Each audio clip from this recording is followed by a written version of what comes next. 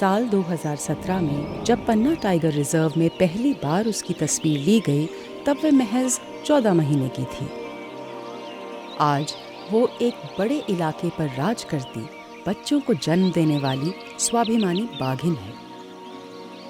गौर करने वाली बात यह है, 10 साल पहले तक मध्य भारत के इस जंगल में किसी युवा बाघिन के इस मुकाम तक पहुंचने की संभावना बहुत कम थी।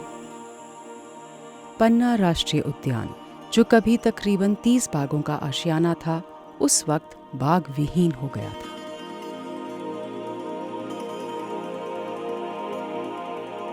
इस त्रासदी की वजह थी अनियंत्रित अवैध शिकार, जिसे कई सालों तक अनदेखा किया गया।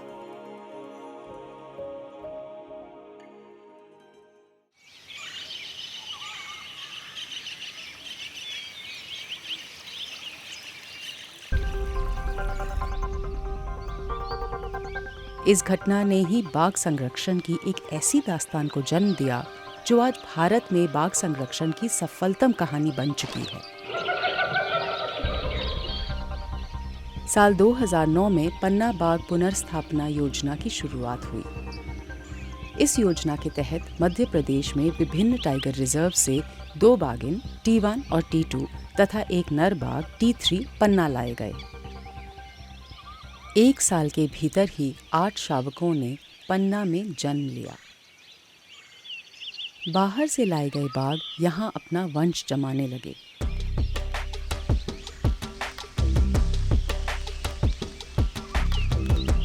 बड़े बाघों की रेडियो कॉलरिंग और 24 घंटे मॉनिटरिंग की गई, जिसके नतीजे सामने आने लगे। पन्ना में बाघों की आबादी जो 2009 में 0 हो गई थी, वो 2020 में 30 तक पहुंच गई। वरिष्ठ वन्यजीव वैज्ञानिक डॉक्टर रघु चुंदावत और वन्यजीव फिल्म निर्माता जोआना वैन ग्रोयसन लंबे समय से पन्ना के निवासी हैं। पन्ना बाघ पुनर्स्थापना योजना की बेमिसाल सफलता को उन्होंने करीब से देखा है।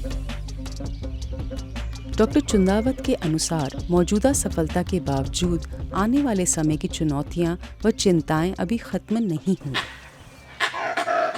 जंगल में इंसानों की दखलंदाजी बढ़ने से बाघों का घर लगातार छोटे छोटे टुकड़ों में बंटता जा रहा है।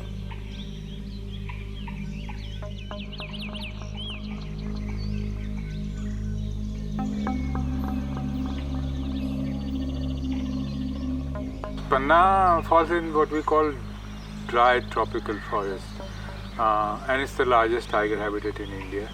Almost 46-47% of the tiger habitat in India is dry forest. But the problem with this is that it's also an habitat in India where tigers are disappearing at a much faster rate. The main problem for this is that you have a scale mismatch. Tiger space requirement is 3 or 4 times bigger in dry forest. The ecology is such. So if you look at past extinctions, say 2 very prominent one, Sariska and Panna, are from the dry habitat.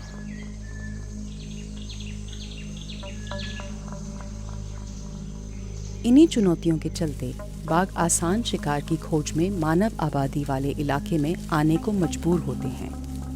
नतीजतन मानव वन्यजीव संघर्ष बढ़ता है। Joanna जंगल के बेहतर बंदोबस्त और रोजी रोटी के अवसर बढ़ाने पर बोल देती हैं। You know, around here people aren't against wildlife. You know, they understand the benefits of forest and wildlife. There's so much living on the edge now because their livelihood comes from agriculture and forest produce. So they can't afford to protect wildlife if the wildlife is a threat to their livelihood. And if you can bring in finance and create an economy where they're going to be benefiting, then you know it's a win situation all the way around actually. बाघों के संरक्षण का अर्थ है भारत के जंगलों के साथ साथ उन जंगलों में रहने वाले समुदायों को बचाना। बाघ अपना वंश तेजी से बढ़ाते हैं, जैसे कि पन्ना में देखा गया है। विशेष उल्लेखनीय बात यह है, पूरे भारत में जिन जिन इलाकों में बाघ पाए जाते थे, उनमें से अधिकांश क्षेत्रों में आज भी उनका वजूद कायम है। अच्छा वातावरण और बेहतर सुरक्षा देने वाली संरक्षण नीति ही यह निश्चित कर सकती है कि आज विनाश की कगार पे खड़ी बाघों की प्रजाति भविष्य में न सिर्फ जीवित रहे बल्कि बढ़े और फले फूले।